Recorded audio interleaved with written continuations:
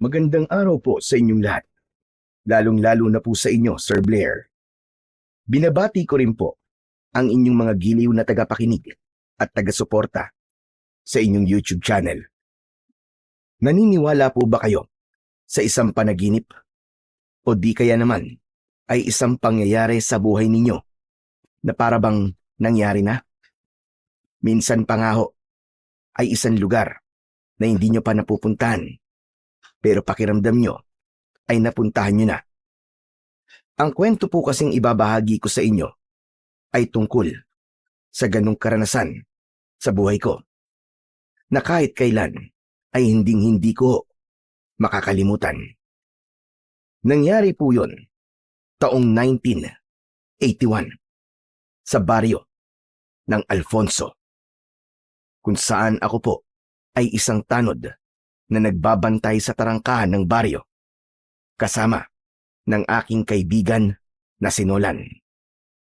Sa pagraronda po naming magkaibigan sa kagubatan, natagpuan po namin ang isang lumang mansyon na nagbigay talaga sa amin ng kakaibang kilabot. Yung tipo bang papasukin mo talaga para malaman kung ano ang nasa loob ng mansyon na yon. Ngunit para sa akin, Sir Blair, ang lugar na yon ay sadyang kakaiba. Dahil ang itsura po ng mansyon ay madalas na dumadalaw sa aking panaginip. Kahit na isang beses ko pa lamang yon nakikita. Bago ko nga pala simulan ang aking istorya, magpapakilala po muna ako sa inyo. Ako nga ho pala, si Ricky. At ito ang aking kwento. Tol, maigpit na naman sa atin si Kapitan. Dumarami kasi ngayon ng mga natatagpo ang patay sa baryo natin eh. Pati si Lolo, nag-aalala na rin sa akin. Ay nako, kung bakit ba naman kasi marami pa rin na lumalabag sa karpyo natin eh. Marami tuloy na papahamak. Ewan ko ba, matigas kasi ulo ng mga tao rito eh. Kapag napapahamak na eh, tayo naman ang sinisisi. Pero kung ako lang talaga ang masusunod, Tol, mas mabuting pabayaan na lamang natin silang mamatay para naman mabawasan na ang masasamang tao dito sa mundo. Hoy, Tol, ano ka ba? Huwag ka namang ganyan magsalita. Paano kung kapatid mo mapahamak? Sige nga, yan pa rin ba ang sasabihin mo? Siyempre hindi. Kaya nga nag-iigpit ako sa kapatid ko eh. Para hindi siya magaya doon sa mga kasing kaidaran niya na maagang namatay dahil sa katigasan ng ulo. O, kita mo na. Hindi mo rin naman pala kayang mamatayan ka. Kaya huwag ka magsasalita ng ganyan sa ibang tao. Kasi kung ano nararamdaman mo para sa kapatid mo, ganun din sila sa kanilang pamilya. Ikaw talaga, oo. Oo na, oo na. O siya, sige, pasensya na sa mga nasabi ko. Hindi ko lang talaga maiwasan ng hindi mainis eh. Ginagawa na nga natin ang lahat. Aba, tayo pa ang lumalabas na masama sa paningin nila. Ganun talaga, wala tayong magagawa. Tayo ang tagabantay eh. Natural, tayo ang sisisihin. Sus, mabuti sana kung malaki ang sinasahod natin. Di naman nila alam na kulang ang binabayad sa atin ng barangay para sa pambili natin ng gamot kapag napahamak tayo. Kahit konting salamat mula sa kanila, aba, wala naman tayo natatanggap pa. Pagkatapos, tayo pa ang sinisisi ng ibang tao na wala namang alam sa paghihirap natin. Ay nako, Nolan. Ang dami mo na sinabi. Nolan, ang mahalaga, ginagawa natin ng tama ang trabaho natin. Ginusto natin to eh. Pero, hindi naman tayo nagpapabaya, di ba? Ay, siya nga pala, Ricky. Maiba tayo ng usapan. Kumusta pala ang balita tungkol sa mga biktima noong nakaraang araw? Alin ba dun? Yung lalaking natagpo ang patay sa unahan ng kalsada malapit sa gubat. Hindi ba't may tahirin ang kanyang bibig? Tapos, nawawala ang kanyang mga mata. At nawawala ang hintuturo niyang daliri. Oh, ano naman tungkol sa kanya? Bakit mo naman bigla naitanong? Grabe kasi, Tol eh. Hindi talaga ako pinatulog nun. Hindi ko makalimutan yung itsura niya. Sinabi ko naman kasi sa'yo eh, na huwag mo nalang tignan kung matatakotin ka. Basta, Tol. Sobra talaga ang ginawa sa kanya, no? Ang hirap makalimutan. Napaka-brutal. Huwag kang mag-alala, Nolan. Pareho lang naman tayong hindi pinatulog nun eh. Tumigil-tigil ka nga. Matagal nang hindi maayos ang tulog mo, no? Dahil sa masasamang panaginip mo. Pero alam mo ba, Nolan? Kung iisiping mabuti, para bang ang pagkamatay nila ay pagbibigay ng isang babala sa mga tao na wag na silang magnakaw o di naman kaya ay merong isang lihim na hindi dapat mabunyag. Teka. Ano bang ibig mo sabihin? Hindi mo ba napapansin na ang nawalang parte sa katawan ng mga biktima ay kadalasang ginagamit ng tao para sa pagsasabi ng katotohanan? Aba? Oo nga, no. Di ko napansin yun ah. Parang may gustong itago ang taong pumatay sa kanila. Diyos ko. Bigla akong kinilabutan sa mga sinabi mo, Ricky. Tignan mo, nagtataasan ang balahibo ko. At hindi lang yun, Nolan. Ang lahat ng mga nabibiktima ay merong kasong pagnanakaw sa barangay. Imposible naman yatang nagkataon lang yun, di ba? Dahil 8 lang napapatay. Diyos ko, parang tama ka sa mga sinabi mo, Ricky ah. Hindi kaya ang pumatay sa kanila eh. Ang taong pinagdakawan nila. Pwede. Pwede yun. Pero, di pa rin ako sigurado. Baka meron pang mas malalim na dahilan kung bakit pinatay sila. Ay nako, wag na nga natin pag-usapan ng tungkol dyan. Lalo lang ako kinikilabutan eh. Teka tignan mo. Sa banda ron, nagkakagulo sila. Halika, lapitan natin.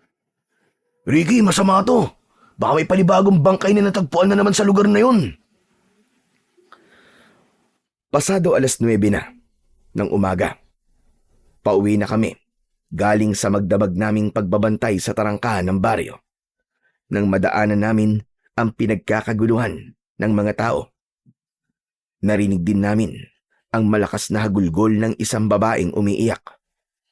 Nang malapitan namin ang kinaroroonan ng mga ito, tumambad sa aming paningin ang nakahandusay na katawan ng isang lalaki. Naliligo siya sa sarili niyang dugo. Anak ng tudya. Panibagong kaso na naman ito ng pagpatay, Ricky. Oo nga, tama ka tol. At mukhang kagabi lang to. Teka. Hindi ba't nanggaling tayo rito kagabi? Pero wala naman tayong nakitang kahinahin-nalang kilos ah. Paano na naman kaya nakalusot to? Dismayado na naman kaming magkaibigan sa nangyaring yun sa lalaki. 5 kaming magkakasama ng gabing magronda kami roon. Pero wala talaga kaming napansing kahina-hinalang kilos ng isang tao. Kaya pagkatapos ng pangyayaring yun, natitiyak namin na maraming tao na naman ang magagalit sa amin dahil sa aming kapabayaan. Nakuyom ko na lang ang aking kamao habang pinagmamasdan ang kaawa-awang sinapit ng biktima. Mas malala ngayon, tol. Dahil pati mga mata niya tinahi na rin. Tsaka tignan mo, yung intuturo din niyang daliri, nawawala. Diyos ko, wala rin itong pinagkaiba sa mga naunang naging biktima. At hindi lang yun. Siya si Mang Paner, kilalang magnanakaw ng alahas ng mayayamang negosyante. Pero dahil marami na siya nabibiktima, hindi na natin alam kung sino sa kanila ang posibleng pumatay sa kanya. Kutob ko, ang pumapatay ay isang baliw. Hindi na kasi makatarungan ng paraan niya ng pagpatay. Habang nag-uusap kami ni Nolan, dumating naman si Mang Teban. Isa siyang mamamahayag sa baryo namin. Siya ang nagbabalita ng tungkol sa mga patayan na nagaganap sa aming baryo.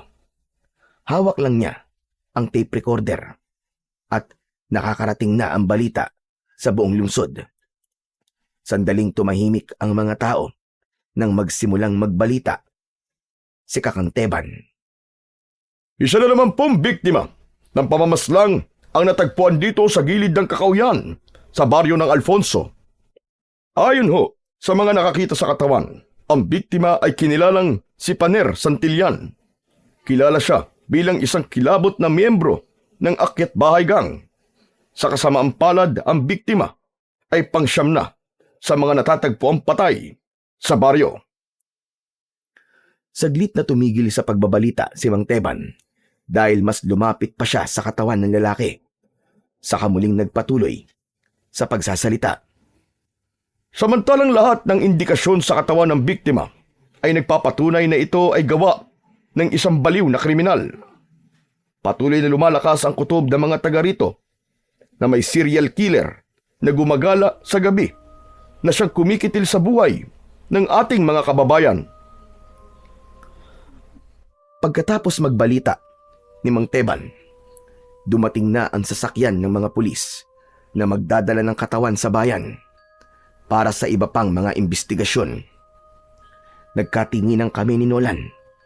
Bumukas ang pag-aalala sa kanyang muka. Anak ng tutya naman oh. Insulto na naman sa ating mga tanod na nangyari kay Mang Paner. Sinabi mo pa. Hindi na nga tayo kinakausap ng mga tao eh. Para bang tayong may kasalanan sa mga nangyari sa kanila. Kung sumunod naman sila sa karpyo, di sana boy pa sila, di ba? Parang gusto ko nang umalis sa trabaho natin, tol. Nakakapagod na. Sigurado na mas lalo maghihigpit sa atin si Kapitan ito. Tiyak na mas lalawak pa ang gubat na kailangan natin pagrondahan. Ang ipinagtataka ko lang, Nolan, halos lahat ng mga natatagpo ang patay ay malapit sa kakawyan na to. Ano sa palagay mo? Hindi ako mapalagay, Ricky. Ang alam ko, naiinis ako. Para bang pinaglalaruan tayo ng killer na yun eh. Tara na nga. Umalis na tayo sa lugar na to. Baka naghihintay na sa akin si Lolo Pino. Sermon na naman ang aabutin ko nito, panigurado. Ewan ko rin naman dyan sa lolo mo. Alam naman niya kung anong klase yung trabaho natin. Tapos maghihigpit siya sa'yo. Aba, dinaig mo pang merong asawa. Nag-iingat lang si Lolo Pino. Hayaan mo na, matanda na eh. Ipinagpatuloy namin ang paglalakad sa mabatong kalsada na yon hanggang sa maghiwalay kami ng daan ni Nolan. Maya-maya pa ay nakarating ako sa tapat ng bahay namin ni Lolo Pino. Ulila na ako sa mga magulang. Si Lolo Pino na lang ang natitira kong pamilya. Kaya naman, naiintindihan ko siya kung bakit ganun na lamang ang pag-iingat niya sa akin. Pagpasok ko sa loob ng bahay namin, nakita kong nakaupo si Lolo Pino sa bangkong gawa sa kawayan. Mabilis siyang tumayo at lumapit sa akin. Apo, aba kumusta? Ano nangyari sa pagroronda niyo kagabi?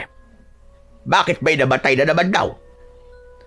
Hindi ko muna sinagot ang tanong sa akin ni Lolo Pino. Ibinaba ko muna ang batuta ko sa ibabaw ng lamesa bago ko siya kinausap. Kaya nga po, Lolo Pino hindi na po namin alam ang gagawin namin. Ginagawa naman po namin ang lahat, pero may namamatay pa rin. Grabe, Lo.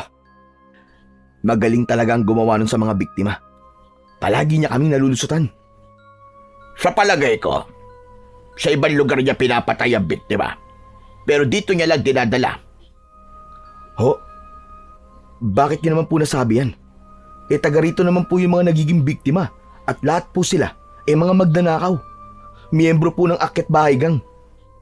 Kung ganon, lahat ng pinapatay niya, magnanakaw na pumapasok sa loob ng bahay. Diyos ko, parang nakapagtataka naman yata. O baka, nagkataon lang. Lo, kung nagkataon lang po yun, bakit naman umabot na po sa siyam ang bilang nila? Di ba? Isipin niyo nga ho, sa loob lang ng 2 linggo, siyam kagad ang napatay niya. Saglit na natigilan ang aking lolo. Nagulat siya sa aking mga sinabi. Dati naman ay walang pagroronda dahil tahimik ang aming baryo. Pero nagbago ang lahat nang dumating sa aming lugar ang isang napakagandang dalaga. Magmula kasi nun ay sunod-sunod na ang pagkamatay ng mga lalaki. Lo, kilala niyo po ba si Soledad? Kumunot ang noo ni Lolo Pino sa tanong ko, saka muling sumulyap sa akin at nagsalita. Soledad ba ka mo? Naku, wala naman akong kilala Soledad ah. Teka, ano ba meron sa kanya? Nililigawan mo ba? Hindi hulo. Siya po kasi yung bagong dating dito sa baryo natin. Simula po kasi nang dumating siya, Lo. Para ho bang sunod-sunod na po ang patayan sa baryo natin? Ay, nako, Ricky. Masama ang magbintang sa kapwa, lalo na kung wala kang ebidensya. Hindi ko naman po siya pinagbibintangan eh. Pinaghihinalaan pa lang ho. Kasi nakapagtataka lang po yung pagkakatugma sa pagdating niya at pagsisimula ng patayan sa baryo natin. Apo, hanggat walang patunay, huwag kang mag-isip na masama sa isang tao. Abay, para na rin panghusga ang ginagawa mo. Pasensya na po, Lo. Sige po, di na po mauulit. Maya-maya pa ay humikab ako para ipakita sa lolo ko na inaantok na ako. Kaya lang, ni minsan ay hindi ko naranasan ang magkaroon ng maayos na tulog. Dahil yun sa masasamang panaginip na dumadalaw sa aking pagtulog. O siya, sige. Magpahinga ka na at matulog.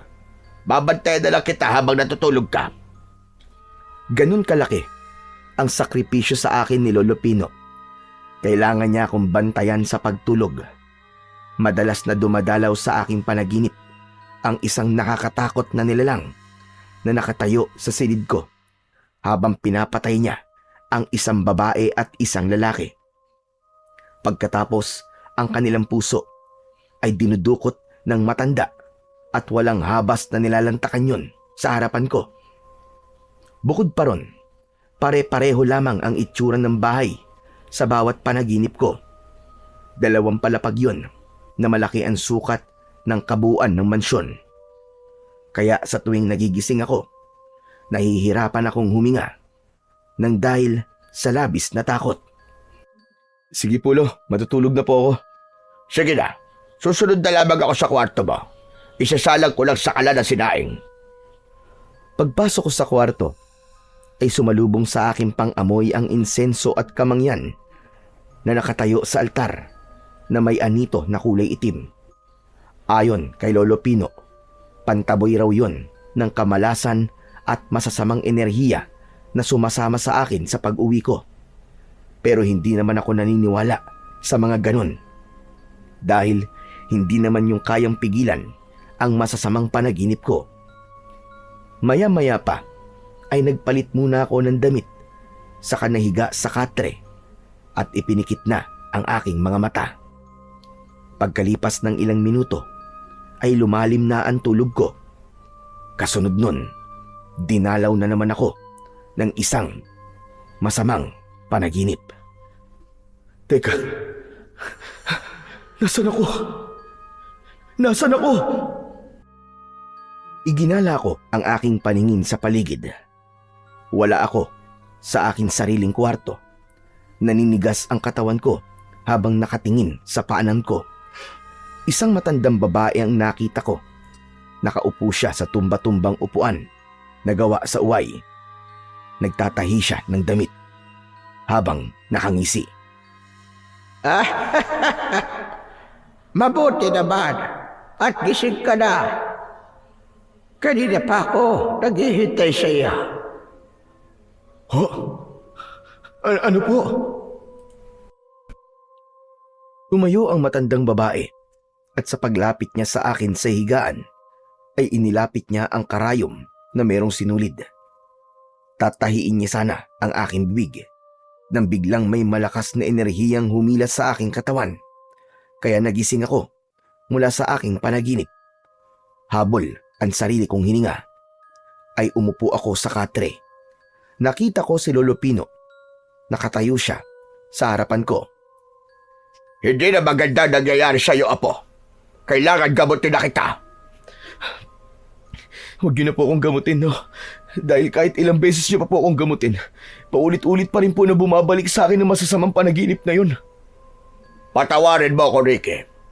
Kung hindi kita kayang pagalingin. Wala naman po kayong kasalanan, Lolo Pino eh. Matagal na po akong nakakaranas ng ganito. Sanay na po ako. Pero Lo, yung panaginip ko po kanina, sinulid at karayom naman po ang hawak ng matandang yun. Hindi ko na po maintindihan kung ano po ba nangyayari sa akin. Natigilan si Lolo Pino. Kaya napatitig ako sa kanya. Saka ko lang napansin na marumi ang laylayan ng pantalon niya na para bang nanggaling siya sa labas ng bahay. Lo, saan po kayo nagpunta? At marumi po ang paa niyo. Nag-ikot lang ako ng pagtatawa sa palibot ng bahay para maitaboy ang masamang enerhiya. Palagi kong naririnig yun mula kay Lolo Pino. Kaya hindi na ako nagtanong. Nang mapansin ko na madilim na ang paligid, ay bumangon na ako sa katre para maligo at magpalit na ng damit. Duty ko na naman ng gabing yon. Kaya pagkatapos kong maghanda, ay umalis na ako at nagpunta sa tarangkahan ng baryo.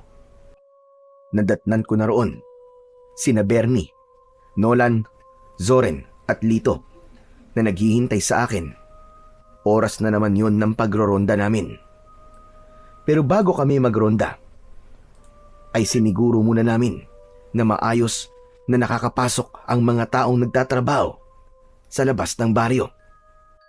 Grabe! Ang tagal mo naman, tol. Dapat nandito ka na kanina pa. Wala, pasensya ka na, tol. Napasarap yung tulog ko eh.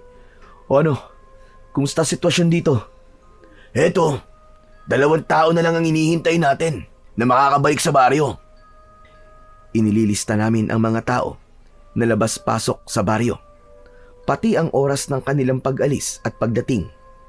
Yun ay dahil pa rin sa mga nangyayari sa baryo namin.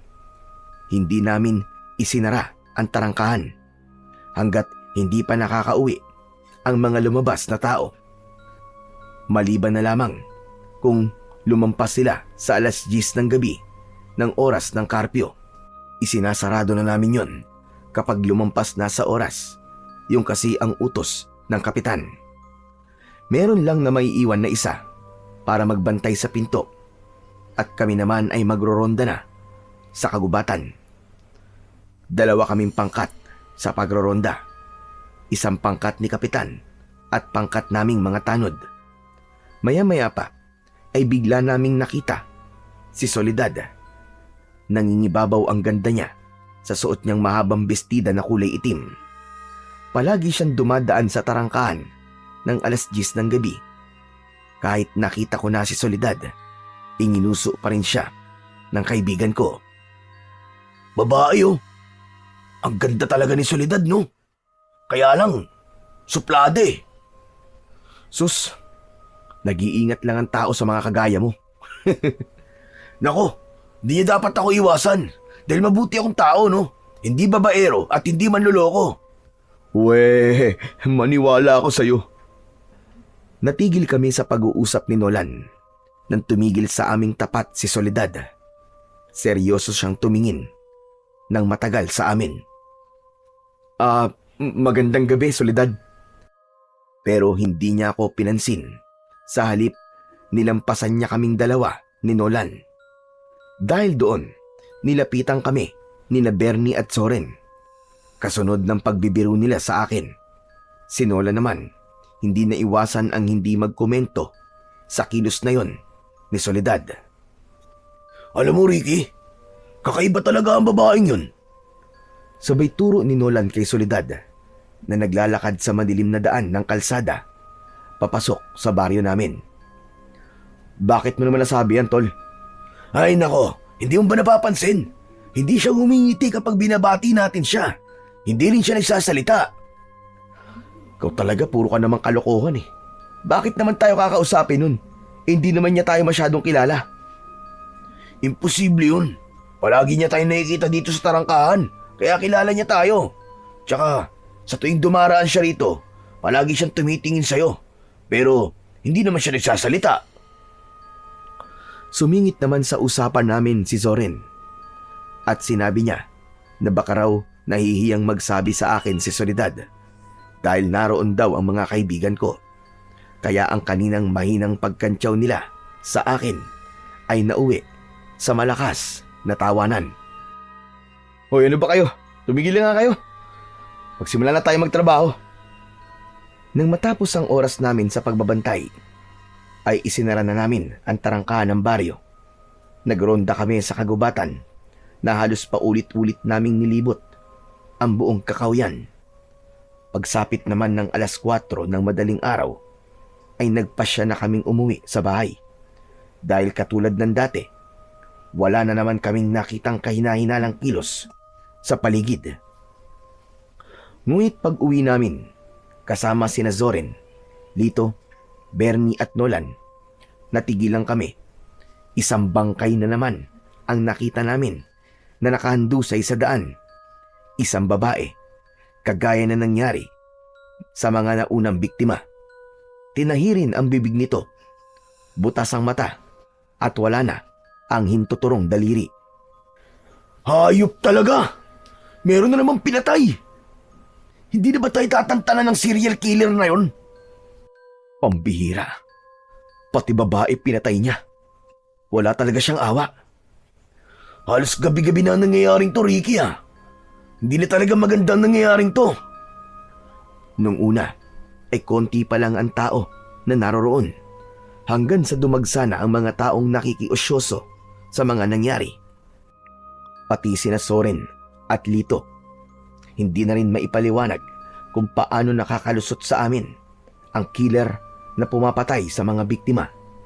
Si Bernie naman ay tahimik na nakatingin sa katawan ng babae. Nagulat na lang kaming lahat nang bigla siyang lumuhod sa lupa at napahagulgol ng iyak. Pambihira! Si Clarita pala to! Ang dating nobya ni Bernie! Hindi ko kagad nakilala dahil halos namamagana ang mukha niya. Teka, hindi naman magnanakaw si Clarita. Bakit kaya siya naman ang pinatay ng killer? Akala ko naman wala na sila. Hindi ba't nagloko si Clarita? Bakit niya pala iiyakan ng walang kwentang babae na yan? Huwag kang magsalita ng ganyan, Nolan. To si Raulo to. Kahit na ano pang nangyari sa kanila, nagmahalan pa rin sila dati. Di ba muntik pa nga magpakamatay si Bernie dahil sa sobrang sakit ng ginawa ni Clarita sa kanya? Pero tignan mo naman, umiyak pa rin siya sa babaeng yan. Sino kaya ang pumatay kay Clarita? Posible kayang ang pumatay kay Clarita ay ang lalaking ipinalit niya kay Bernie? Imposible yun. Dahil sundalo ang nobyo ni Clarita ngayon eh. Hindi yun nakadestino rito. Kung sa bagay, may punto ka naman. Kaya lang, talagang palaisipan na sa akin kung sino ang pumapatay dito sa baryo natin. Para bang alam na alam niya ang galaw natin dahil alam niya kung kailan tayo dadaan sa lugar na to. Magsasalita pa sana si Nolan, pero dumating si Mang Teban para ibalita ang nangyari. Dala ang tape recorder na ginagamit niya sa pagbabalita. Pumwesto siya sa tabi ni Clarita habang si Bernie naman ay tahimik na umalis sa lugar na yon. Maya-maya pa ay sinimulan na ni Mang Teban ang pagbabalita. Mga kababayan, isa na naman pong patay ang natagpuan sa gilid ng kalsada. Ang biktima ho ay kinilalang si Clarita Ibanez, 18 taong gulang, na dating kasintahan ho di umano ng isa sa mga tanod na si Bernie Areglado. Samantala, ang kapitan naman ay patuloy na nagsasagawa ng investigasyon sa mga posibleng pinuntahan ng biktima at kung sino ang huli niyang nakasama. Hanggang sa ngayon mga kaibigan, ay wala pa rin nahahanap ang mga kapulisan sa posibleng pumatay sa dalaga. At dahil doon, marami na rin ang lumilitaw na usap-usapan dito na ang pumapatay raw sa mga biktima ay isang aswang. Nang marinig ko ang sinabi ni Mang Teban, ay bigla akong natigilan at napatingin kay Nolan. Nagulat kami sa sinabing yon ng mamamahayag. Teka, aswang? Bambira! Para naman yatang hindi yung kapanipaniwala. Mas lalo lamang niyang ginugulo ang isip ng mga tao eh. Huwag mo nalang pansinin ang sinabi niya, Nolan. Baka marinig ka pa, magalit yan sa'yo. Sige ka. Hindi ako nagkamali. Dahil hindi namin namalayan na nakalapit na pala siya sa tabi namin. Biglang namutla si Nolan nang tumingin si Mang Teban sa likod niya. Teka, tama ba narinig ko? Pinag-uusapan niyo ako? Naku Manteban. Hindi po namin kayo pinag-uusapan. Dismayado lang po kami sa ibinalita nyo. Dapat lang kayo madismaya. Dahil may aswang talaga sa baryo nyo. Pero hindi nyo man lang nalaman. Pasensya na ho kayo, Manteban, ha? Kaya lang hindi naman po kami naniniwala sa mga aswang-aswang. Sige, kayo ang bahala. Basta ako, ginagawa ko lang ang trabaho ko. Trabaho pong ang magpakalat ng maling impormasyon sa mga tao, ganun ho ba? Ano sinabi mo? Huwag niyo pong isali ang aswang sa ibabalita niyo, Mang Teban. Dahil mas lalo lamang po magdudulot ng kaguluhan yun sa mga tao. Kakaisa pa, wala rin naman sa itsura niyo ang maging isang mamamahayag. Kumunot ang noon ni Mang Teban. Galit na galit siyang dinuro ako sa muka. Ikaw ha? Huwag mo nga akong pinakikialaman sa mga diskarte ko. Bakit hindi na lang ang trabaho nyo ang atupagin nyo ha? Nang wala nang mamamatay sa baryong ito. Ginagawa po namin ang tungkulin namin. Ginagawa nyo nga ang tungkulin nyo. Bakit marami pa rin ang namamatay? Mga buwisit. Ang hilig nyong makialam sa trabaho ng iba. Pero yung trabaho nyo, hindi nyo inaayos. Palaging palpak. Mga walang kwenta. Abat! Wag, Ricky. Wag natin siya patulan. Dapat sa kanya, tinatahi na rin ang bibig. Sa pagkakataong yun, pinigilan ko ang aking sarili. Hinayaan kong umalis si Mang Teban sa harap namin. Pero talagang nasaktan ako sa mga sinabi niya. Pabayaan mo na lang siya, tol. Mahirap kapag may kaaway. Hindi naman yun ang pinupunto ko kanina. Kapag nagpakalat kasi siya ng maling impormasyon, magkakagulo ang mga tao at mahihirapan na tayong hulihin ng tunay na pumapatay sa mga biktima, hindi ba? Alam ko naman yun, pero naisip ko rin. Wala namang magbabago kahit makipag-away tayo sa kanya. Ay nako, sana talaga matigil na ang pagpatay sa mga kababaryo natin. Pati ako, nag-aalala na rin sa kaligtasan natin.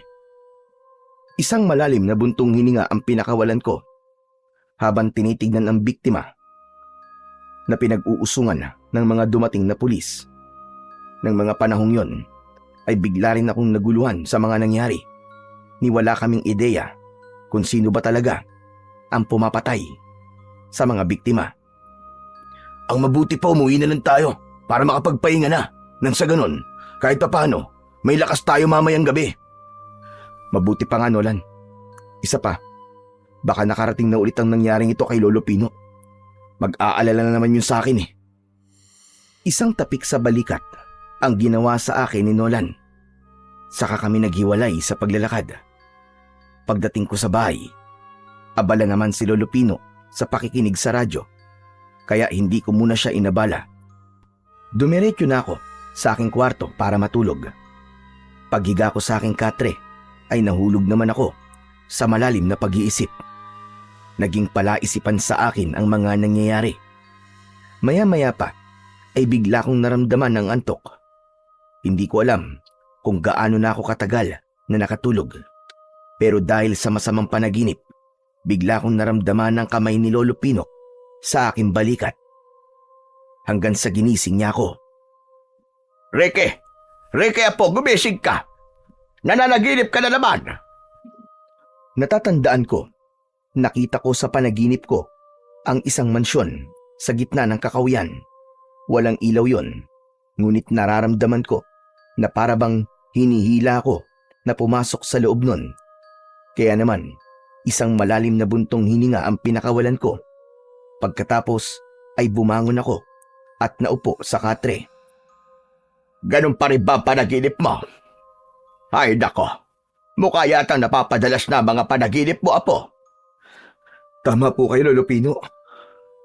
At lahat ng yun, halos pare-pareho lamang po ng eksena. Isang mansyon na nakatayo sa kakahuyan ang palaging lumalabas po sa panaginip ko. At nakakaramdam po ako ng labis na takot, Lo. Lo, may dapat po ba akong malaman tungkol sa nakaraan ko? Hindi po kaya ang mansyon na madalas ko pong nakikita sa panaginip ko ay may kaugnayan po sa nakaraan ko? Ano bang nakaraan ang tinutukoy mo? Wala po. Kalimutan niyo na nga lang po ang tanong ko. Hay nako, huwag kang papadala sa mga panaginip mo. Wala namang katotohanan yon. Hala, sige na. bumangon ka na dyan at kumain ng hapunan para maaga kang makapasok sa trabaho. Nakakatamad na pong magtrabaho, lo.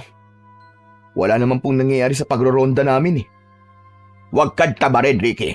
Alalahanin mo, buhay ng mga tao nakasalalay sa ginagawa nyo. Basta tatandaan mo lang at sinasabi ko sa'yo, ha? Huwag kang lalayo sa pagroronda. Huwag kang pupunta sa pinakapusod ng kagubatan. Bakit naman po? Marami ang mababangis na hayop sa lugar na yon.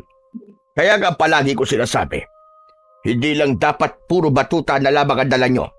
Dapat may sandata rin kayo na magagamit laban sa kanila. May dala naman po akong kutsilyo eh. Sapat na po siguro yun. Ikaw ang bahala.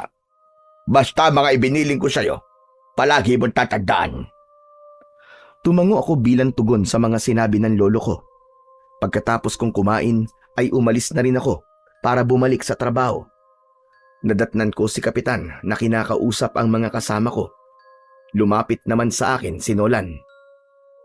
O tol, bakit ngayon ka lang? Kanina ka pang hinahanap ni Kapitan. Bakit daw? Nagmamadali akong lumapit kay Kapitan. Umarap siya sa akin at kinausap niya ako. Sinabi niya, sa pusod daw kami ng kagubatan magroronda, kaya kakailanganin daw namin ang mga sibat. Nag-alala ko dahil yun pa naman ang unang ibinilin sa akin ni Lolo Pino. Pambihira namang kamalasan to. Bakit pare? Katatapos lang namin mag-usap ni Lolo Pino kanina eh. Ayaw niya ako magpunta sa gitna ng kagubatan eh. Naku, pwede ba naman ang hindi? Utos ni Kapitan yun. Isa pa, kasama sa tungkulin natin to eh. Teka, ano raw bang dahilan ni Lolo Pino mo? Sabi niya kasi, marami daw mababangis na hayop sa lugar na yon. Tol, kapag marami naman tayo, hindi makakalapit sa atin ang mababangis na hayop. Hindi naman sila basta-bastang umaatake sa tao eh. Isa pa, may mga dala tayong sibat. Saka huwag ka na mag-alala. Hindi naman malalaman ni Lolo Pino mo na nagpunta tayo sa gitna ng kagubatan eh. Magtatanong pa sana ako nang biglang dumaan sa harap namin si Soledad.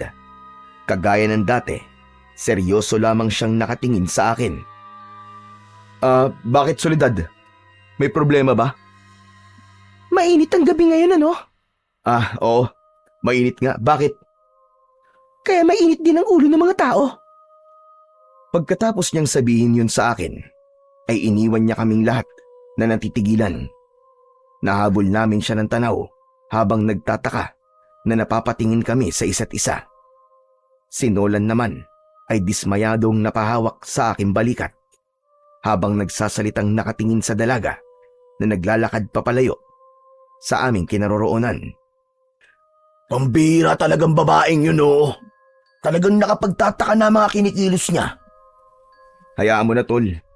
Ang mahalaga, nagsasalita na siya ngayon at kinakausap niya na tayo. Aba, baka naman iba na yan ha. Pambihira ka naman oh. Pati ba naman si Soledad, pag-iisipan mo pa? Ngumisi ng nakakaloko si Nolan habang pasulyap-sulyap sa akin. Kaya minabuti ko na lang na ibaling ang aming pinag-uusapan sa gagawin naming pagroronda sa gubat. Nagsimula na kaming maglakad at tinahak ang daan papunta sa kagubatan. Dala namin ang sulo, sibat at batuta. Habang tinatahak namin ang daan ay hindi ko maiwasan na hindi pag-usapan ang tungkol kay Lolo Pino.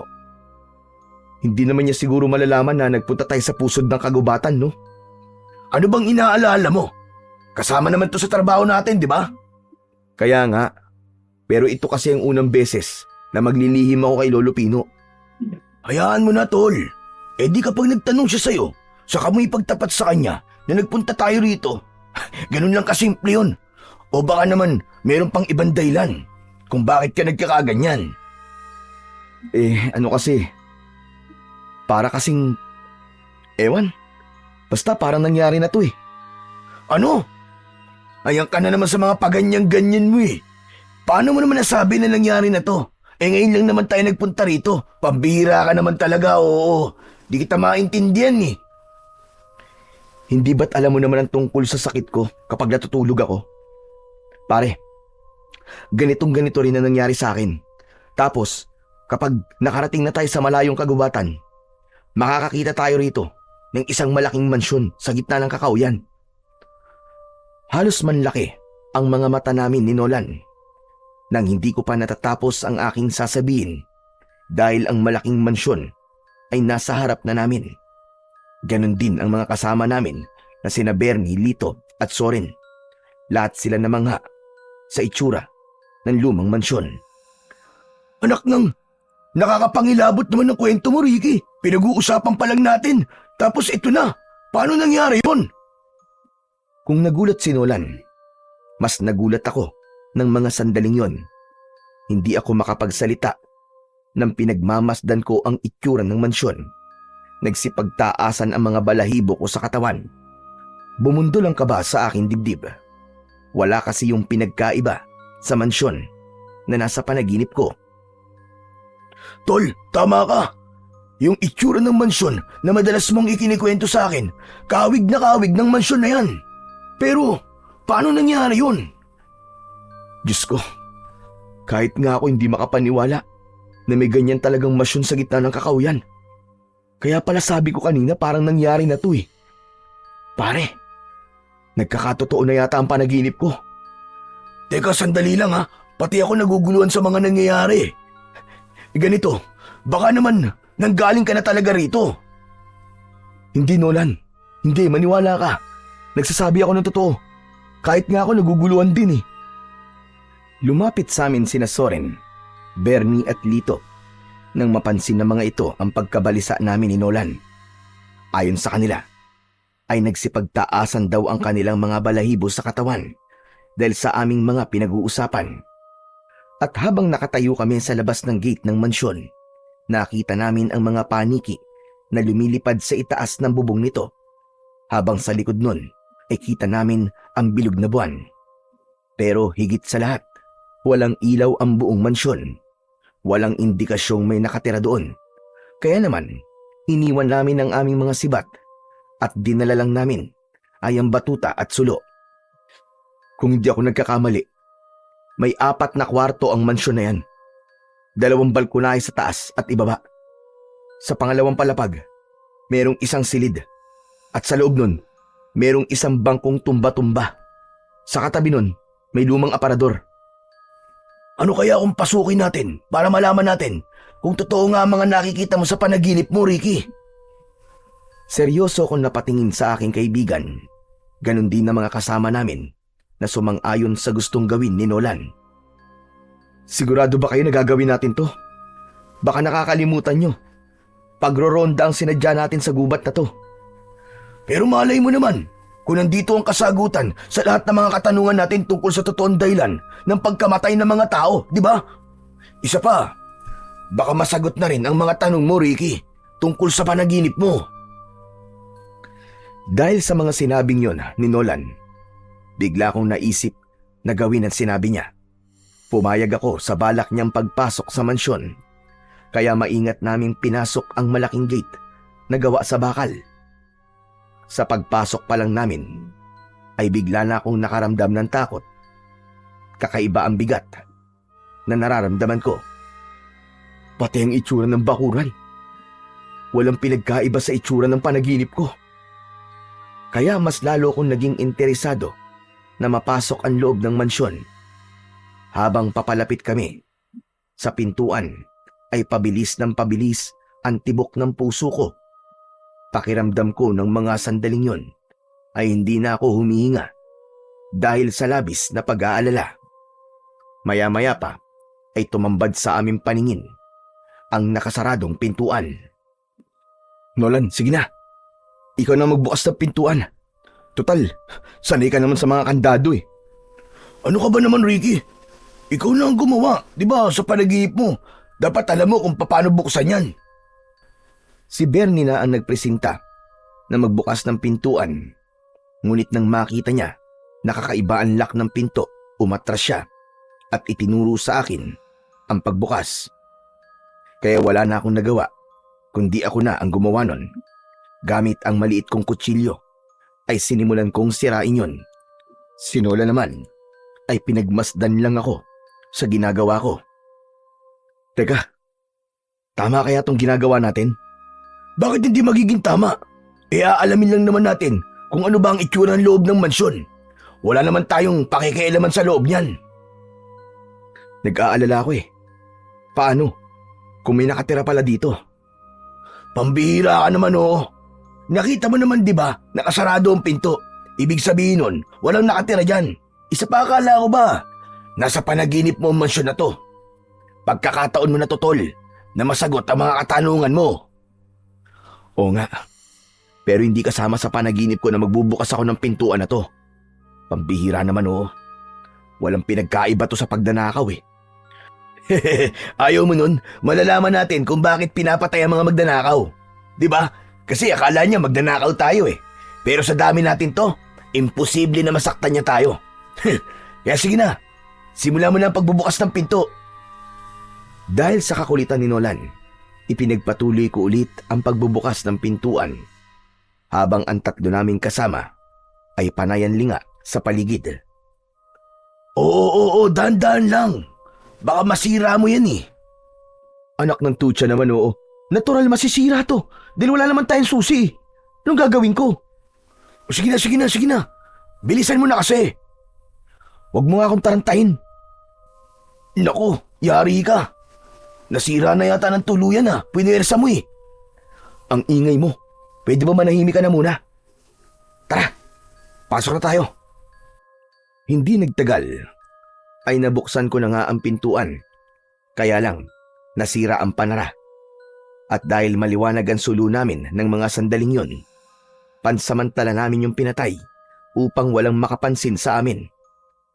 Nang mawala ang apoy sa sulo, tumambad sa aming paningin ang madilim na loob ng mansyon. Bernie, nasaan ang flashlight mo? Inilabas ni Bernie ang flashlight at iniabot yon sa akin. Saka ko naman binuksan. Kumalat ang liwanag nun sa sala at mula sa aming kinatatayuan, bumungad sa aming paningin ang mataas na hagdanan. Papunta yon sa itaas ng mansyon. Si Nolan ang nabigla sa mga nakita. Anak ng putya oo. Pati yung hagdan. Katulad din sa panaginip mo, Ricky. Dahil sa sinabing yun ni Nolan, pati sina Lito, Bernie at Soren ay kinilabutan na din. Maging ako na napapalunok ng laway ay hindi rin maiwasan ang hindi matakot. Naisip ko tuloy na baka bahagi pa rin yun ng panaginip ko. Tol, halika nga kurutin mo ang pisngi ko. Baka nananaginip lang ako eh. Kinurot ni Nolan ang pisngi ko at naramdaman ko ang sakit nun. Kaya naisip ko na hindi nga ako nananaginip. Ang hagdan, yari sa Nara. Sa itaas, meron dalawang malaking banga na may disenyo ng isang dragon na may kagat na rosas. Saglit akong natigilan nang bigla kaming nakaramdam ng malamig na hangin sa aming paligid at ang flashlight na hawak ko ay nagsimula ng kumurap-kurap. Bernie, akala ko ba? Di battery yung flashlight mo? Bakit nagkakaganyan? Sumagot naman si Bernie at sinabi niyang imposibleng magloko ang flashlight niya dahil bagong bili raw ang battery nun. Humigpit ang kapit ko sa flashlight at dahan-dahan na humakbang papalapit sa puno ng hagdan. Tara, doon tayo sa taas. Tignan natin kung may dalawang banga sa dulo ng hagdan. Kaya ipinagpatuloy namin ang pag-akyat sa itaas ng hagdan. Halos magsiksikan kami sa pag-akbang sa hagdan papunta sa pangalawang palapag ng mansyon. Habang humaakbang kami, ay sumalubong naman sa aming pang-amoy ang mabahong singaw ng hangin. Ang baho ah! Amoy nabubulok na naman ng hayop. Ewan, basta ang baho dito. Oo nga, parang may namatay sa lugar na to. Si Lito naman ay napasiksik sa aming dalawa ni Nolan, habang sina Soren at Bernie tahimik silang lumingalinga sa paligid ng loob ng mansyon. Pagtaas namin at makarating kami sa dulo ng hagdan, tumambad sa aming lima ang dalawang banga na binanggit ko kanina, kaya napasigaw ang mga kasama ko dahil sa takot. Ano ba? Pwede mo kayong maingay? Ang iingay nyo! Paano hindi kami mag-iingay? Lintik na yan oh! Ano ba nangyayari? Paano mong nalaman ang tungkol sa mga banga na yan, Ricky? Dahil totoo ang panaginip ko, Nolan. Maliwanag na ang mansyon na to ay may kinalaman sa buhay ko. Hindi lang yung isang simpleng panaginip. Sa halip, totoong nakarating na ako sa lugar na to. Hindi ko lang maalala kung kailan. At ipinapaalala lamang sa akin yun ng panaginip ko. Pati ang bilang ng kwarto. Tugma rin sa sinabi mo kanina. At ngayon naman, papasok tayo sa loob ng silid na nasa gitna, kung saan nabanggit ko sa inyo kanina na mayroong lumang aparador at isang upuan na tumba-tumba. Dahil sa sinabi ko, mas lalong natakot ang mga kasama ko. Ipon-ipon kami sa gitna habang nilalapitan ang nakasaradong pintuan. Nanginginig ang tuhod ko nang lapitan namin ang pinto ng silid na yon.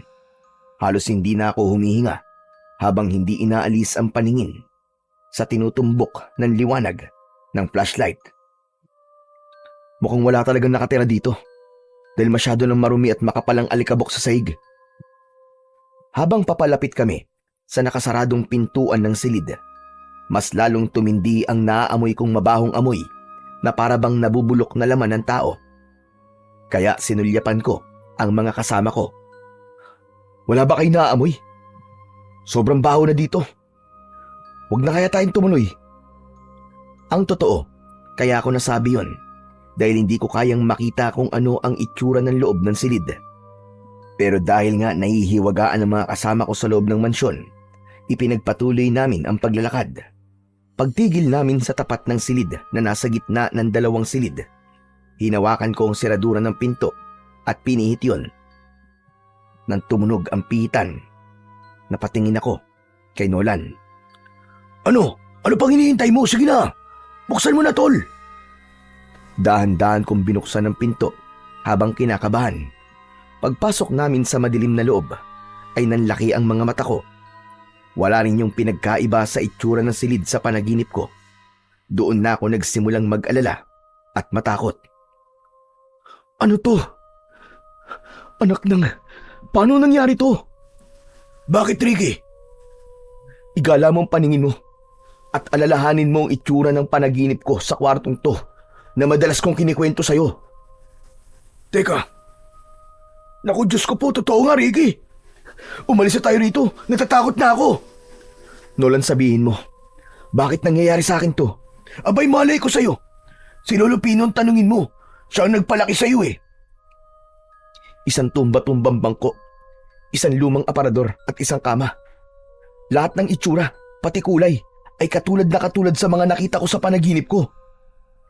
Teka, bakit lumalapit ka sa aparador, Ricky? Huy, Ricky, anong gagawin mo? Hindi ko sinagot si Nolan. Kahit natatakot na ako, gusto kong malaman kung ano ang laman ng aparador na yon. Madalas kong makita ang isang matandang babae na may kinukuha sa loob nun. Dala ng kuryosidad at pagpapadala sa bugso ng aking damdamin, binuksan ko yon. Sa pagsalubong ng alikabok sa aking pangamoy, bumungad sa aking paningin ang maraming iba't ibang kulay na sinulid. Sa pinto naman ng aparador, may karayom, gunting at tela. Ano mga yan? Teka, hindi ba't kakulay sila ng mga sinulid na ginagamit sa pagtahi sa bibig at mata ng mga biktima? Napansin mo ba? Nanginginig ang aking mga kamay nang dumako ang aking paningin sa mga garapon na nasa istante ng aparador. Sa pagkakataong yun, napaupo ako sa sahig at lalong nagkagulo kami sa loob ng kwartong yun. Mga hintuturo ng daliri na nakababad sa dilaw na likido. Bawat garapon may numero at pangalan. Sa kabilang istante, nakahilera naman ng mga payat na bote. Nasa loob ng boteng isang pares ng mga mata ng tao, nakalutang sa kulay pulang likido. Ano ba yan? Bakit may ganyan dito? Lintik na! Bahay ng killer ang napasok natin!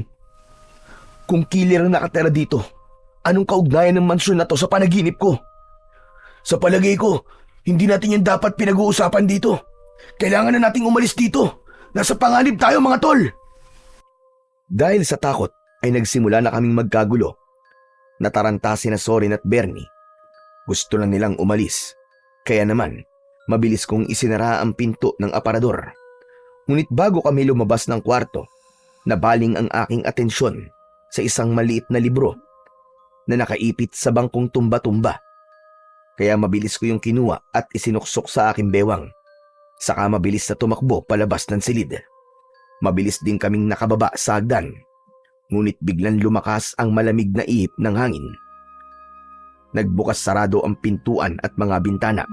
Kasabay nun, ang pagsara ng tuluyan ng lahat ng aming madadaanan. Nagkagulo kaming lahat. Nagsisisigaw dahil sa takot. Diyos ko, paano na to? Anong gagawin natin? Nakulong tayo sa loob! Diyos ko, may kakaibang nangyayari sa paligid na to. Sa tingin ko nasa panganib tayo. Humanda kayo. Maaaring nasa paligid natin ang nilalang na nakatira sa mansyon na to. Maya-maya pa ay tumigil ang malakas na hangin at nagkaroon ng konting liwanag sa itaas ng hagdan. Lahat kami ay napatingin sa puno ng hagdan. Nakita namin ang nilalang na dahan-dahan bumababa sa hagdan. Humigpit ang kapit ko sa batuta at flashlight nang makita ang itsura ng nilalang. Ricky! Ricky, aswang! May aswang na bumababa sa hagdan! Mas lalong lumakas ang tawa ng nilalang habang ang kanyang bibig ay nakanganga na tumutulo pa ang malapot niyang laway. Mahaba ang kanyang kulay itim na bestida habang ang kanyang muka ay naaagnas na. Ikinumpas niya ang kanyang kamay na may hawak na sinulid at karayom. Puro itim lang ang kulay ng kanyang mga mata habang ang braso ay nilalabasan ng uod sa balat at laman. Nang mga sandaling yun, ayaw na rin gumana ng isip ko. Masyado kong nagulat sa mga nakikita ko. Ang lakas ng loob ng pasukin ng mansyon ko. Mukhang hindi nyo nalalaman. Ang mansyon na ito ay sa akin lamang. At ang lahat na pumapasok sa lugar na ito ay hindi na nakakalabas ng buhay. Kung ganun, ikaw palang pumapatay sa mga tao sa baryong to! Sino ka? Sino ka? Bakit mo to ginagawa? Bakit ko naman sasagutin ang tanong mo? Nakita na kita sa panaginip ko. Ikaw yun. Ikaw ang nagpapakita sa panaginip ko, hindi ako maaaring magkamali. Pwes, hindi ka na magigising, binata. Dahil ito na mismo magiging bangungot mo. Ricky, ano nang gagawin natin? Mamamatay tayo rito, Ricky! Mabuti naman at alam nyo kung ano ang mangyayari sa inyo. Pumasok kayo sa mansyon ko nang walang pahintulot. Ano sa palagay nyo dapat kong gawin? Pero huwag kayong mag-alala. Hindi naman nila malalaman kung sino ang pumatay sa inyo. Dahil tatahiin ko ang bibig ninyo at ang mga mata. Kagaya ng ginawa ko sa iba. Habang bumababa ng hagdanan ang aswang, ay panay pa rin ang tawa nito. Pinilit kong magpakatatag ng mga sandaling yon. Dahil sa takot, sinubukan ni Bernie at Soren na tumakas. Pero tinigdan sila ng aswang at umangat ang kanilang katawan sa sahig. Para bang may malakas na puwersang bumalot sa katawan ng mga kaibigan ko. Lumutang sila sa ere habang hindi makagalaw. Lumipad sila papalapit sa nakangising aswang. Bernie! Soren! Tumakbo kami ni Nolan para lapitan ang mga ito. Pilit kong hinahawakan ang katawan ng mga kaibigan ko. Kaya lang, nang hahawakan na namin ang kanilang kamay, parang may humampas sa amin ng malakas na puwersa mula sa aswang. Magkasabay kaming bumagsak sa sahig ni Nolan. Bumagsak din ang katawan nila Bernie at Soren sa paanan ng aswang. Nanlaki ang mga mata namin nang makita naming tinahi ng aswang ang bibig ng dalawa at dinukot ang kanilang mga mata, pati ang kanilang dalawang hintuturong daliri ay kinagat rin ng aswang. Si Lito naman ay natulala, nanginginig dahil sa takot, samantalang si Nolan ay tumakbo papalapit sa akin at hinila ako sa aking braso. Ricky, tara na! Tumayo ka na! Halimaw siya! Halimaw! Takbo! Halos sirain namin ang nakasaradong pintuan para tumakas. Panay ang pukpok namin sa pinto gamit ang batuta pero hindi namin mabuksan yun. Paglingon ko sa gawi ng aswang, nakita ko na dumapa ang nilalang at sinipsip niya ang dugo ni Zorin at Bernie. Nagkikikisay ang kanilang mga katawan habang inuumpisa na silang lapain ng aswang. Nang mamatay sina Bernie at Zorin, tumayo ang aswang habang inilalagay nito sa bulsa ang mga dinukot na mata at nakuwang mga daliri. Tumawa ang aswang ng malakas habang ipinapakita ang kanyang hawak na sinulid at karayom. Si Lito naman ay hindi na rin maintindihan ang gagawin. Dahil sa takot, tumalon siya sa bintana. Pero dahil yari yun sa bubog, tumarak ang nabasag na bubog sa leeg ni Lito. Umagos ang dugo niya sa bintana habang nagkikikisay ang katawan. Namatay rin ito. Nadilat ang mga mata. Lito! Diyos ko, si Lito! Patay na siya! Kay sarap namang panoorin ang mga natatakot na tao. Dapat lang sa inyo yan. Pakialamero kasi kayo. Kung hindi kayo nangahas na pumasok sa mansyon ko, hindi sana sila namatay. Sige, subukan mo lumapit, halimaw ka. Kundi papatayin kita. Kampun ka ng kadiliman. Hindi ako natatakot mamatay. Dahil hindi naman ako makakaranas nun. Matagal ko nang inaalay ang buhay ko sa hari ng kadiliman. At walang kahit na anong sandata ang makakapatay sa akin. Itinaas ng aswang ang sinulid at karayom habang humahakbang siya papalapit sa aming kinaroroonan. Ricky, kailangan na natin lumaban sa kanya. Dahil kung hindi, papatayin tayo ng hayop na yan. Huwag na kayong lumaban. Wala na kayong magagawa. Mapapabilang na rin kayo sa mga koleksyon ko. Hindi! Hindi ka magtatagumpay, halimaw ka! Lalaban kami kahit na anong mangyari! Umalingaw-ngaw ang malakas na tawa ng aswang at ang hawak kong flashlight ay nagsimula ng magkurap-kurap. Maya-maya pa ay tumubo sa likod ng aswang ang malapad niyang pakpak. Pagkatapos ay lumipad ng paikot sa itaas ng kisame. Sinamantala namin ang pagkakataon habang nasa itaas pa ang aswang. Sige na, Nolan!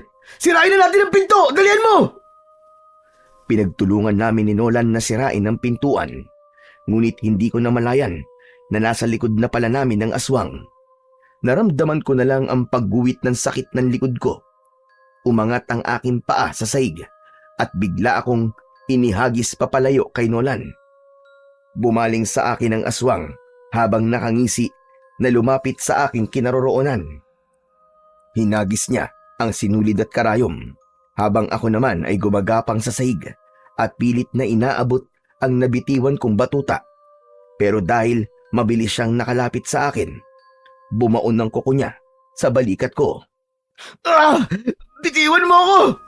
Bitiwan mo ako, halimaw ka! Ricky! Akin na ang buhay ng kaibigan mo. Pakawalan mo si Ricky! Pakawalan mo siya, aswang! Nolan! Tulungan mo ako, tol! Dahil sa pagdagit sa akin ng aswang, hindi ko na nahawakan ang aking batuta. Kumapit ako sa kanyang braso. Saka ko siya inatake ng kagat sa kanyang kamay na nakahawak sa aking balikat. Nabitiwan niya ako at bumagsak ako sa sahig. Naramdaman ko ang pagtama ng aking katawan sa semento. Halos mapangiwi ako sa labis na sakit. Maya-maya pa, bumaba ang aswang at muling nawala ang pakpak niya sa likod. Naglakad siya papalapit sa akin. Habang umaangil, panay ang kumpas niya ng kamay na para bang nagsasayaw. Akma na sana siyang aatake sa akin nang lumitaw ang malakas na liwanag mula sa nasirang bintana. Nanggagaling yon sa labas ng mansyon. Layuan mo ang apo ko! Umalis ka sa loob ng mansyon! Nabuhayan ang loob ko nang marinig ko ang boses ni Lolo Pino. Kahit may sugat ako sa katawan, pinilit kong tumayo. Lumapit sa akin si Nolan para alalayan ako sa pagtayo. Ha? Huwag kang makialam dito. Hindi mo naman ako kayang pigilan. Pero kaya kitang paslagin! Agad na pumasok sa loob ng mansyon si Lolo Pino. Kaya nakita niya ang patay na katawan ni Lito. Pagpasok niya sa loob, agad niyang sinabuyan ng asin ang aswang. Kaya napasigaw ang aswang dahil sa labis na sakit. At dahil doon, lumipad ito, paitaas, at sinira ang bubong ng mansyon. Nang mawala ang aswang sa paningin ko, saka ko lang naramdaman ang sakit mula sa akin sugat. Halina kayo! Kailangan na nating umalis bago pa siya bumalik! Paano po mga kaibigan namin, Lo? Wala na tayong magagawa sa kanila. Patay na sila! Lo, marami po kayong dapat ipaliwanag sa akin. Tara na! Saka na kayo mag-usap! Umalis na tayo rito! Inalalayan nila ako sa tigkabilaan kong braso. Naluluwa kong nilampasan ang nakahandusay na katawan ni Lito. Sa isang iglap, 3 kaibigan ko ang namatay. Dahil sa pagpasok namin sa mansyon na yon, idagdag pa ang alalahanin namin kung paano namin ipapaliwanag sa kanilang pamilya ang mga nangyari sa kanila. Pagkalipas ng ilang oras na paglalakad, sa wakas, narating namin ang bahay. Kasama namin si Nolan na pumasok sa loob ng aming tirahan. Diretso sa silid si Lolo Pino. Pag upo ko sa gilid ng katre, ay agad na akong nagtanong kay Lolo Pino. Lo, hindi na po kayo maaaring magsinungaling sa akin. Ano po ang ibig sabihin ng mga panaginip ko? Ang mansyon na yon. Yun din po ang mansyon sa panaginip ko, Lo. Ano po ba talagang totoo? Ngayon na nalaman mo na ang buong katotohanan tungkol sa mga panaginip mo. Panahon na siguro para ipagtapat ko sa iyo ang tungkol sa nakaraan mo. Apo, patawarin mo sana ako kung matagal kong itinago sa iyo ang katotohanan. Ano po ba ang totoo, Lolo? Isa akong mabuting mambabarang na merong kakayahang bumura ng alaala ng tao. Kung ganun, binuran niyo po ang alaala ko sa nakaraan. Pero bakit po? Ano pong dahilan niyo, Lo? Pinatay ang mga magulang mo sa harapan mo, Ricky. Na-trauma ka. Nawala ka sa iyong sarili. Lahat ay kinakatakutan mo. Hindi ka kumakain. Hindi ka rin natutulog.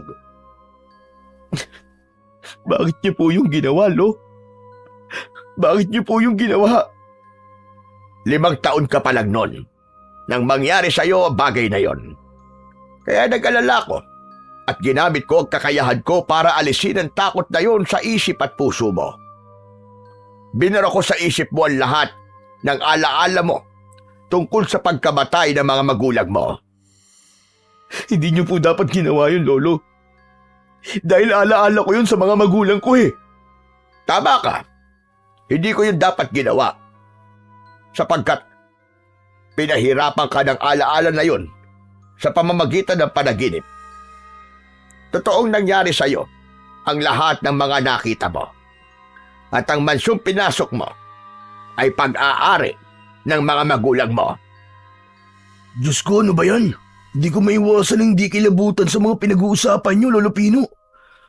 Kusang bumalik ang alaala na nakaraan ni Ricky dahil sa kanyang panaginip. Alam ko may dahilan kung bakit kayo napadpad sa kinaroroonan ng mansyon. Dahil yun talaga ang nakatakdang mangyari kay Ricky. Bakit po buhay pa ako, Lo? Samantalang ang mga magulang ko ay patay na. Iniligtas kita, Apo. Nilabanan ko ang aswang na yon pero lubhang malakas siya. Ilang beses ko siya sinubukan labanan sa pamamagitan ng aking kakayahan. Ngunit hanggang ngayon, bigo pa rin ako. Anong klaseng aswang po siya, Lolo Pino? Isa siyang aswang na kung tawagin ay kulughangin. At sinasabi-sabi ng matatanda noon, anak daw siya ng demonyo. Kaya kumukuha siya ng mahalagang bagay sa parte ng katawan ng mga nabibiktima niya. Yun daw ang nagsisilbing lakas niya na pinagkukunan niya ng kapangyarihan. Katulad ng mga nangyayari sa biktima, hindi po ba't parang may gusto siyang itago kaya ginagawa niya yun? Oo, Nolan. Pero hanggang ngayon, hindi pa rin malinaw kung bakit niya yung ginagawa. Kung anak po siya ng demonyo, hindi lang siya isang ordinaryong aswang. Oo, sapagkat ang kulughangin ay ang nilalang na yumakap sa kapangyarihang itim. Kaya kahit anong klaseng agimat ang gamitin mo sa kanya, ay di matatapatan ang kanyang kapangyarihan. Kaya nga iniisip nila na kaya nila ang Diyos. Gumaganti sila sa Panginoon kasama ang lahat ng kampo ng kadiliman. Kung wala pong agimat na makakatalo sa kanya, natitiyak ko po na ang papatay lamang sa kanya ay ang natural na kagamitan na walang taglay na kapangyarihan. Naisip ko na rin yan dati. Dahil ang makakatalo sa kanya ay ang taong may malakas na paniniwala sa Panginoon Diyos. Ngayon lang po ako nakarinig ng tungkol sa aswang na kulughangin Dahil nasanay tayo sa kwento ng aswang, halimbawa na lamang ng mga manananggal, tiyanak, pero mga takot naman sila sa agimat. Itong kulughangin, wala silang kinikilalang Diyos at hindi takot sa agimat. Ano po ba talaga ang kakayahan ng kulughangin? Meron siyang kakayahang magpalit ng anyo, lumipad, gumamit ng itim na kapangyarihan para hindi siya makilala o mahuli. Magkakaroon siya ng ibang katauhan, pero kahit kailan, hindi siya maaaring humarap sa salamin. Napaunat ako sa pagkakaupo at nawala ang sama ng aking loob sa aking lolo. Nagkaroon ako ng interes na malaman kung ano ang kahinaan ng aswang na kulughangin. Hindi sila maaaring humarap sa salamin? Ganun? Tama ka. Dahil hindi niya maaaring tignan ang kanyang sarili sa salamin. Isa pa, gabi lang sila nakakapagpalit ng pagkatao o anyo.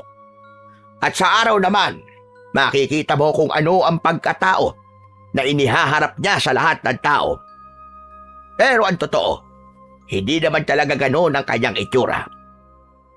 Kung ganun po, sa tingin ko salamin na makakapatay sa kanya. Hindi basta salamin lang, Apo. Kailangan nakatapat ang salamin sa refleksyon ng kahit na anong liwanag. Saka mo lang siya masasaktan. Pero dapat malaban mo ang kanyang kahinaan. Kung ano ang ginagamit niya sa pagpatay, yun din ang kanyang kahinaan. Nagkatinginan kami ni Nolan. Para bang iisa lang ang iniisip namin tungkol sa kahinaan ng aswang na kulughangin. Sinulid at karayom. Yun din ang nakita naming nakatago sa parador. Kailangan nyo bumalik sa mansyon. Kunin nyo ang sinulid at karayom. Yun ang gagamitin nyo sandata para maikulong siya sa mansyon. Saka nyo gagamitin sa kanya ang salamin para siya ay patayin. Sinulid at karayom? Paano naman po namin magagamit na sandata yun? Ang hibla na sinulid, babalutan nyo ang palibot ng mansyon. Hindi siya makakaalis sa loob. Pero masyado pong mahina ang sinulid. Hindi siya mapipigilan nun.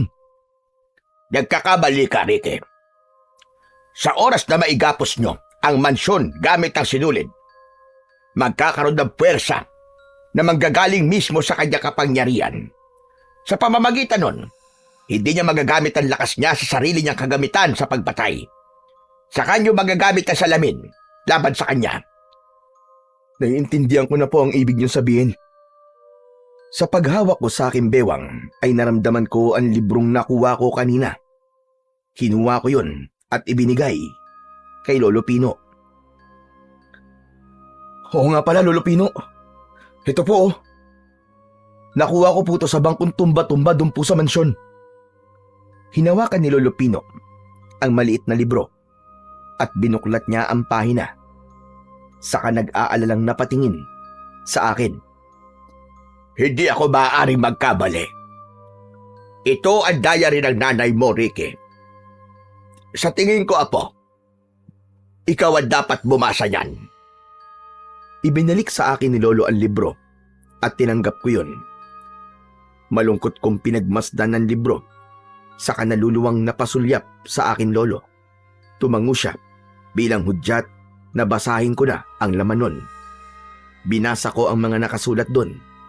Bigla akong napahagulgol ng iyak habang hawak ang libro. Tol, Ricky! Bakit? Nalaman ko, Tol, na pinagtangka ng buhay ng mga magulang ko ng pangalawang asawa ng aking lolo sa side ni nanay. Agawan sa yaman ang punot dulo ng lahat. Kaya tinatahi ng aswang ang bibig ng kanyang mga nagiging biktima para hindi malaman ng lahat na buhay pa siya at siya talaga ang pumatay sa mga magulang ko. Ang sumunod na pahina naman ay wala na naging karugtong sapagkat pinatay na sila ng aswang na si Lola Socorro. Kung ganon, tamang hinala ko na si Socorro nga ang pumatay sa mga magulang mo. Paano po natin siya mahahanap kung nagtatago po siya sa ibang pagkatao? Yun din ang nagiging palaisipan para sa akin. Kailangan nyo bumalik sa mansyon. Ipapaalam ko kay Kapitan na nangyari sa mga kaibigan nyo. Teka, kailangan ko pala munang gamutin ang sugat mo, Ricky. Saka ko lang naalala ang 2 sugat sa aking balikat. Pagkatapos gamutin ni Lolo ang sugat ko, ibinigay niya sa akin ang salamin na nakasabit sa dingding ng kanyang kwarto. Kwadrado yun na halos kasing lapad ng aking palad. Palagi mo ito dadalin. Sa oras na makakita ka ng kahit danong liwanag, itapat mo doon ang salamin at siguraduhin mong tatamaan ng refleksyon ng salamin ang katawan ng aswang. Tumango ako at tinanggap ang maliit na salamin na ibinigay sa akin ni Lolo Pino. Magpapaalam na rin ako, Ricky. Bukas na lang tayo magkita. Dito ka na magpalipas ng gabi, Nolan. Nasa paligid lang ang aswang. At dahil nakita niya ang mukha mo, hindi ka niya tatantanan hanggat hindi ka niya napapatay. Samahan mo muna dito si Ricky. At ako naman ay pupunta kay Kapitan. Teka, sandali lang po, Lo. Baka naman kayo po mapahamak. Kailangan makarating kay Kapitan na nangyari sa mga kaibigan niyo. Huwag kayo mag-alala. Kaya kong ipagtanggol ang sarili ko. Hindi ko na napigilan si Lolo Pino dahil nagmamadali na siyang lumabas sa bahay namin. Ang salamin naman ay isinuksok ko sa aking bewang. Pagkatapos ay itinabi ko ang libro sa ilalim ng unan ko. Subalit ilang minuto lang ang lumipas. Magmula nang umalis si Lolo Pino, ay dumating naman sa bahay namin si Kapitan. Nakita niya na may benda ako sa katawan. Tinanong niya kami kung ano ang nangyari sa amin. Sinalakay po kami ng aswang at kaming 2 lang po ang nakaligtas. Nagulat kami ni Nolan nang sabihin sa amin ni Kapitan na natagpuan ang 3 naming kaibigan sa gilid ng kalsada. Nagkatinginan kami ni Nolan. Teka, paano po nangyari yung, Kapitan? Sa lumang mansyon po namin sila iniwan. Diyos ko, kung ganun, sa mansyon pinapatay ang mga biktima, saka dadalhin sa ibang lugar para itapon ang kanilang katawan. Maliwanag na ang Socorro na yon ang pumatay sa mga biktima. Siya talaga ang salarin. Kapitan, bumalik na po kayo sa bahay niyo. Mamaya po pagsapit ng umaga, puntahan niyo ang mansyon sa gitna ng kakauyan. Aswang po ang pumatay sa kanila at doon po talaga nangyari ang pagpatay sa mga kaibigan namin. Tumango si Kapitan at agad na umalis sa lugar na yon. Naiwan kami ni Nolan na biglang nag-alala kay Lolo Pino. Ricky, si Lolo Pino umalis siya, di ba? Tapos nandito si Kapitan. Diyos ko, masama to. Anak nang, wag naman sana, Nolan. Dahil sa pag-aalala, lumabas kami ng bahay. Nagpabalik-balik kami sa paglalakad sa loob ng bakuran. Malakas ang kaba sa aking dibdib. Natatakot ako na baka kung ano na ang nangyari sa aking lolo. Pag nagkataon, hindi ko alam ang gagawin ko. Anak ng putya, oo. Paano to? Hindi na natin maaaring ipagpabukas pa ang pagpunta sa mansyon. Kailangan ko ng kumilos, Nolan. Teka, sasama ako sa'yo, Tol. Ipag-iiganti ko rin ang nangyari sa mga kaibigan natin. Wala pang 5 minuto, magmula nang umalis si Kapitan. Si Soledad naman ang dumating. Papalapit siya sa amin. Nagtataka ko ng mga sandaling yon dahil hindi naman alam ni Soledad ang kinaroroonan ng bahay namin. Hinayaan ko siya na makalapit sa amin. Hindi ka panipaniwala na dumarami na ang mga tangang tao na nagkalat sa ating mundo. Habang nagsasalita si Soledad, ay mabagal din ang paglalakad niya papalapit sa aming kinaroroonan at batay sa kanyang ikinikilos, para bang merong nagbago sa kanya. Ang akala nila, padagdag ng padagdag ang kanilang utak. Pero ang totoo, papurol ng papurol ang mga ito. O ano, namumutla yata kayo. Hindi kami namumutla, Soledad. Nagulat lang kami sa mga pinagsasasabi mo. Lumapit sa akin si Soledad at hinaplos niya ang aking pisngi. Habang si Nolan naman ay nagulat sa ginawang yon ni Soledad. Malamig yata ang pawis mo, Ricky. Hindi ba't ikaw lang naman na madalas na bumabati sa akin sa tuwing dumadaan ako sa talangkahan? Naramdaman ko ang malambot niyang kamay sa aking pisngi. Habang hinahayaan ko siyang magsalita. Natatakot ka ba sa akin? Ha, Ricky? Soledad, ano bang pinagsasabi mo sa kaibigan ko? Lumayo ka nga sa kanya. Bakit? Nagtatanong lang naman ako kung natatakot siya sa akin. Hindi ako natatakot sa'yo, Soledad. Pwes, dapat kang matakot. Ricky, lumayo ka sa kanya. Siya si Socorro, ang aswang na kulog hangin. Bigla akong hinila ni Nolan papalayo kay Soledad. Inilabas niya ang malaas niyang dila at ipinakita sa amin kung paanong nagbago ang kanyang anyo bilang isang aswang na kulog hangin. Kumulubot ang kanyang balat at lumantad ang naaagnas niyang muka. Tumubo ang kanyang pakpak sa likod at umangat ang paa sa lupa. Sinubukan kong kunin ang salamin sa aking bewang, ngunit wala naman akong mahanap na liwanag na pwede kong pagtapatan ng salamin. Hanggang sa nagsalita si Soledad. Kung gusto nyo na makita ang buhay pa si Pina, pumunta kayo sa aking mansyon. Doon tayo magtuos. Hindi ko makukompleto ang pag-asik ko ng lagim kung hindi magkaganap ang labanan natin sa aking mansyon. Mansyon na inangkin mo sa aking mga magulang. Kahit saan pa tayo magharap, hindi kita uurungan, halimaw ka! Kasabay nun, lumipad na ang aswang at nawala sa madilim na bahagi ng himpapawid. Si Lolo Pino, biyag niya ang lolo ko, Tol. Teka, sandali lang, Ricky. Paano tayo nakakasigurong nasa mansyon ng lolo mo? Baka naman, nililin lang niya lang tayo. Baka isa tong patibong. Pero Tol, hindi ko maaaring baliwalain ang sinabi niya. Bakit kailangan sa mansyon pa? Sigurado ako na may binabalak siyang gawin. Sa pagkakataong to, kailangan kong tulong mo, Tol. Ikaw ang maglalagay ng sinulid sa palibot ng mansyon at ako ang bahalang magligtas kay Lolo Pino. Nang matapos kami sa pagpaplano, inihanda ko ang mga kakailanganin namin. Pati ang sugat ko sa balikat, tinalian ko yon para hindi ko masyadong maramdaman ang sakit. Nolan, Tol, magdala ka rin ng asin. Nakita ko, natakot siya sa asin nang sabuyan siya ni Lolo.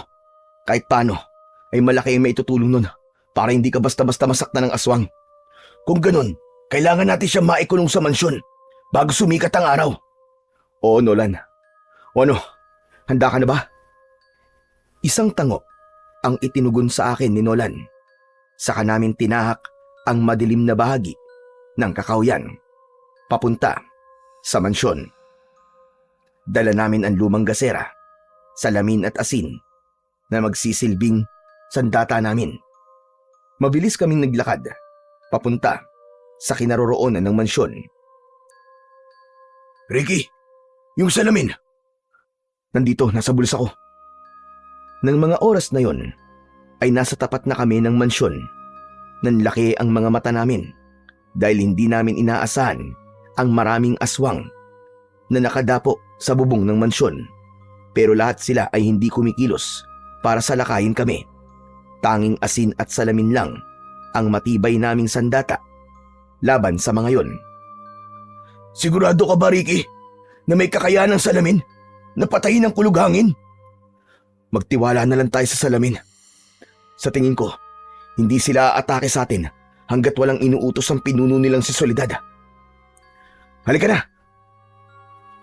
Pumasok kami sa loob at sa pagkakataong yon, halos mapuno ng nakasinding kandila ang loob ng mansyon. Ngunit wala roon si Soledad. Tanging ang nakagapos lang na si Lolo Pino ang nakita naming nakaupo sa sopa. Sugatan ng katawan, ang ipinagtataka namin ay kasama sa biyag ng aswang, si Mang Teban. Teka, bakit pati si Mang Teban kasama? Hindi ko rin alam, Nolan. Pero baka nakita ni Mang Teban si Soledad na inaatake si Lolo, kaya nadamay siya sa pagdukot. Kung ganun, nasa naman kaya si Soledad? Maaaring nasa paligid lamang siya. Naghihintay ng pagkakataon para sumalakay sa atin. Sa tingin ko, tol, walang malay si Lolo Pino. Talagang pinahirapan siya ng gusto. Habang iginagala ko ang paningin ko, ay nakita kong walang ibang tao na naroroon, maliban sa 2 biyag na nakagapos sa sofa. Pareho silang walang malay. Nolan, kaya mo ba? Gawin mo ng pinag-usapan natin. Sige, tol, gagawin ko na. Mabilis na tumakbo paakyat si Nolan, papunta sa silid ng aswang para kunin ang sinulid at karayom, habang ako naman ay nakamasid lang sa paligid. Nang matiyak ko na wala pa roon si Soledad, mabilis kong nilapitan ang mga biyag at kinalagan sila ng tali. Lolo! Lolo, gising! Lolo, gumising po kayo! Tinapik ko ang pisngi ni Lolo Pino para gisingin siya, ngunit hindi siya nagigising hanggang sa magising si Mang Teban. Naku, Diyos ko po! Nasaan ako? Anong lugar to? May dumukot po sa inyo ni Lolo Pino. Nasa loob po tayo ng mansyon ng aswang. Ano? Aswang? May aswang sa mansyong to? Opo, tama ang balita niyo, Mang Teban. Pasensya na pala kayo sa mga nasabi ko nun. Totoong may aswang po sa baryo natin. Sinasabi ko naman sa'yo, di ba? Teka, ikaw lang ba nagpunta rito para iligtas kami? Hindi po, may kasama ako. Si Nolan. Nasa itaas po siya, sa silid ng aswang, para kunin ang sinulid na papatay sa kanya. Halina po, tulungan niyo po akong ilabas dito si Lolo Pino. Hindi ko na natapos ang iba ko pang sasabihin nang mula sa itaas ay nawasak ang bubong ng mansyon. Sabay-sabay na umatake sa amin ang mga alagad ng kulughangin. Inilabas ko ang salamin at naghanap ng liwanag na magagamit ko laban sa mga aswang. Maigpit ko ring hawak ang batuta at lahat ng umatake sa akin ay malakas kong hinambalo sa ulo. Pasadsad na bumagsak ang aswang sa sahig. Dahil sa kaguluhang yun, lumabas si Nolan at sinabuyan niya ng asin ang mga aswang. Nanghina ang mga yun, kaya nagkaroon ako ng pagkakataon para patayin sila. Gamit ang refleksyon na nanggagaling sa liwanag ng kandila, itinapat ko ang salamin sa kanila. Tumama yon sa mukha ng mga aswang at sa isang iglap, nasunog ang mga ito, pero biglang namatay ang lahat ng mga kandila. Anak ng... Ano nangyayari? Namatay lahat ng mga kandila! Biglang tumawa ng malakas si Mang Teban, saka tumalim ang tingin niya sa akin. Ang dali mo talagang utuin, Ricky. Pain ko lang ang mga aswang na yan. Hindi ka ba nagtataka na madali mo silang napatay? Dahil mga wala naman talaga silang kapangyarihan. Inalam ko lang kung ano ang baon ng sandata laban sa akin. Mga mangmang talaga kayo. Mga mangmang! Ano? Anong sabi mo? Inalam ko lang naman kung ano ang binabalak niyo laban sa akin. Akala niyo ba makakaligtas pa kayo? Hindi na! Dahil kasama na kayo sa buhay na iaalay ko sa aking Panginoon. Hayop ka! Demonyo kan talaga! Ikaw ang aswang na kulughangin na nagpapanggap na reporter. Yung pala, isa kang aswang. Ikaw rin ang pumatay sa mga magulang ko at lolo ko. Ikaw si Soledad! Oo, ako mismo. Unti-unting nagbago ang anyo ni Mang Teban. Naging si Soledad ang lalaki. Yun ang dalawang pagkatao na ginagamit ng isang kulughangin. At sa isang iglap, nagbago ang itsura nito. Naging isang halimaw. Si Nola naman ay nakita kong nakalabas na ng mansyon. Nagsisimula na siyang umikot sa paligid ng mansyon para itali ang hibla ng sinulid. Umaasa ako na maisasagawa ni Nolan ang plano namin. Biglang lumipad si Soledad. Dinagit niya ang walang malay na si Lolo Pino. Saka dinala sa pangalawang palapag ng mansyon. Buhay ba? O buhay ng magaling mong Lolo Pino? Palagi kong pipiliin ang buhay niya, hayop ka! Kaya tayo magtuos! Ako ang labanan mo! At wag ang walang kalaban-laban sa'yo! Sige, kung iyan ang gusto mo, pagbibigyan kita. Agad siyang lumapit sa akin habang lumilipad. Kaya bago pa siya makaatake sa akin, sinalubong ko siya ng hawak kong batuta.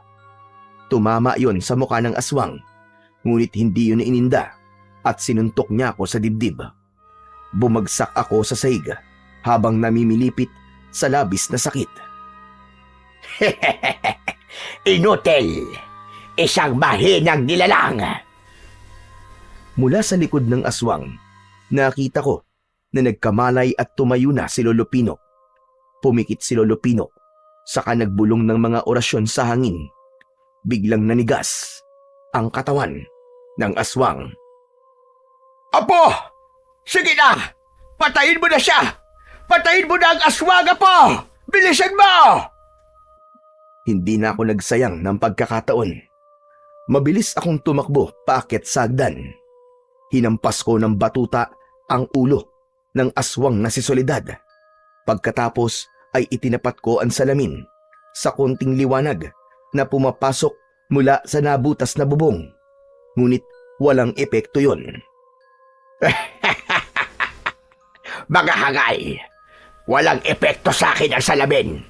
Isang tambak talaga kayong mga tanga! Mga tanga!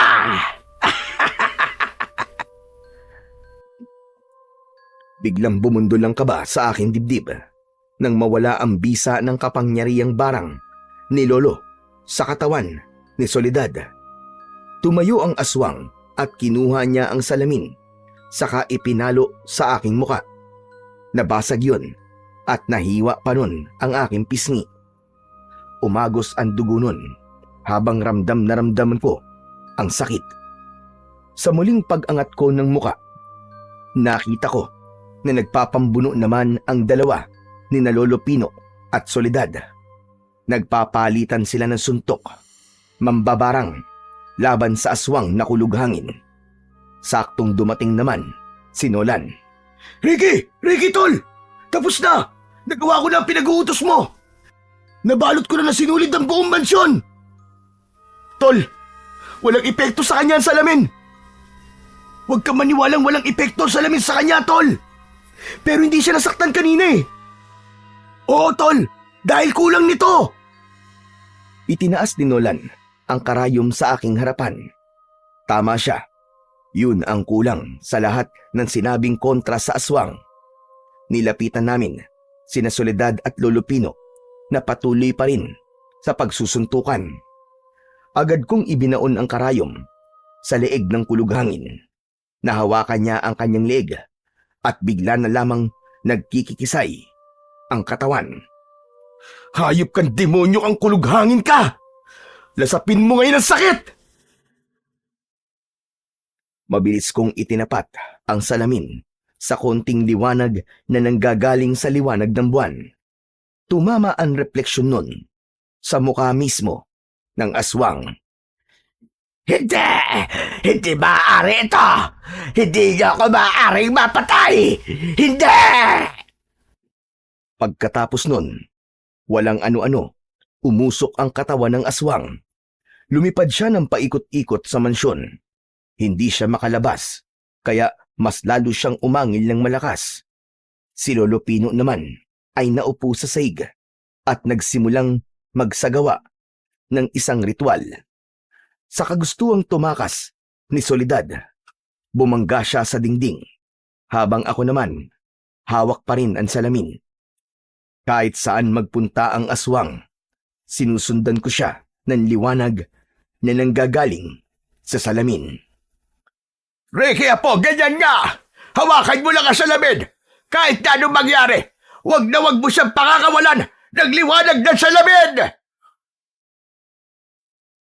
Dahil sa pagwawala ng aswang, lumapag siya sa saig at hinampas niya kami ng pakpak. Naiwasan ko yun, ngunit ang kaibigan kong sinolan ay tinamaan. Bumagsak siya ng pasadsad sa saig. Mas lalo ko namang inilapit ang salamin sa kanyang muka, kasunod ng aking panalangin sa Panginoong Diyos. Panginoon ko, nagsusumamo ako sa inyo. Tulungan niyo po ako. Huwag niyo pong hayaan na manaig po ang kasamaan. Sa tulong po ng liwanag ng langit, ibalik niyo po ang nilalang na ito sa pagiging abo. Unti-unting sumikat ang araw sa itaas ng butas na bubong. Pumasok ang liwanag doon at tumama sa hawak kong salamin. Mas lalong umusok ang katawan ng aswang na kulughangin at sa pagtayo ni Lolo Pino, hinawakan niya ang ulo ng aswang. Hayop ka! Mamamatay ka na ngayon! Ito na ang magiging katapusan mo! Kasabay ng pagluhod ng aswang, umusok ang kanyang katawan habang umaangil ng malakas dahil sa labis na sakit. Unti-unting nahulog ang kanyang mga mata. Natanggal ang kanyang mga pangil at natunaw ang kanyang mga kamay. Narinig namin ang malakas na pagsabog ng katawan ng aswang at nagkalat ang abo niya sa sahig ng mansyon. Saka lang naramdaman namin ni Lolo ang panghihina ng aming katawan. Bumagsak kami sa sahig, katabi ni Nolan. Nasugatan din ito, gawa ng aswang na kulughangin. Hanggang sa tuluyang sumikat na ang araw sa buong paligid. Ricky, Tol, Lolo Pino, para pong may mga tao sa labas ng mansyon na. Naririnig niyo po ba? Siguro, sina Kapitan na yan. Tara na, lumabas na tayo. Wala nang manggugulong aswang sa mansyon at sa ating baryo. Ako naman ay malungkot na naluluwa dahil iiwan ko na ang mansyon na dati ay pag-aari ng aking mga magulang. Naramdaman ko na inakbayan ako ng kaibigan kong sinolan. Tol, ang mabuti pa, kalimutan mo na ang mga nangyari. Ang mahalaga, hindi ka na makakaranas ng masasamang panaginip, di ba? Dahil nabigyan mo na ng hustisya ang nangyari sa iyong mga magulang. Oo, Tol. Maraming salamat, Tol, sa lahat ng naging tulong mo sa amin. Sus, ano ka ba? Maliit na bagay lang yun. Ganun naman talaga ang magkakaibigan, di ba? Nagtutulungan. Hala, sige na. Lumabas na tayo rito. Kaya niyo bang maglakad? Kaya naman po, Lolo Pino. Paglabas namin ng mansyon, ay bumungad sa aming harapan ang mga kasama ni Kapitan na mga tanod. Tuwang-tuwa silang lahat na napatay na namin ang aswang na kulughangin na pumapatay sa mga biktima sa aming baryo. Ngunit meron pa ring lungkot ang ibang naroon. Dahil nga nawalan sila ng mahal sa buhay. Pagkatapos naming maikwento ang tungkol sa aswang na nakatira sa mansyon, magkakasabay kaming umuwi pabalik sa aming mga bahay. Pagdating namin sa tapat ng bahay namin ni Lolo Pino, humarap sa amin si Nolan. O paano? Dito ko na lamang kayo ihatid ah. Sasabay na ako kay na kapitan eh. Sige tol, Nolan. Maraming salamat sa iyo ha. Isa ka talagang kaibigan tunay. Sus! Di tol, maraming salamat din sa tapat na pagkakaibigan. Pagkasabi nun ni Nolan, ay ngumiti ito at hinatid na lamang namin siya ng tanaw kasama sina kapitan at ang mga tanod. Ako naman ay maigpit kong hinawakan ang basag na salamin at isinilid ko yun sa aking bulsa. Marami po talagang kababalaghan ang umiiral sa ating mundo. Mga kasamaan na patuloy na humahamon sa kapangyarihan ng ating Panginoon. Ngunit kahit kailan ay hindi mananaig ang kasamaan laban sa puwersa ng kabutihan. Gaano man kaliit ang isang bagay, kapag ginamit ito sa kabutihan laban sa kasamaan, ay magagawa pa rin itong magtagumpay laban sa kampon ng kadiliman. Sa kasalukuyan po, ay isa na akong kapitan sa baryo ng Alfonso at sa ilalim ng pamumuno ko, wala ng mga magnanakaw na gumagawa ng kasamaan. Ipinagmamalaki ko po ng lahat ng mga mamamayan sa aking nasasakupan ay disiplinado at nagtutulungan. Sa katunayan nga po, ay madalas na kaming napapasama sa mga baryo na nabibigyan ng parangal. Bilang isang payapa at matulungin na mamamayan, hindi na rin po ako nagkaroon ng masasamang panaginip sapagkat tuluyan ang nasagot ang aking katanungan. Dahil yun pala ay bahagi ng aking nakaraan na hindi ko dapat makalimutan. Sa ngayon po, ay tumigil na rin si Lolo Pino sa paggamit ng ganong klaseng kapangyarihan. Muli ay nagpapasalamat po ko sa pagbabasa nyo sa aking natatanging kwento. Lubos na nagpapasalamat, Ricky.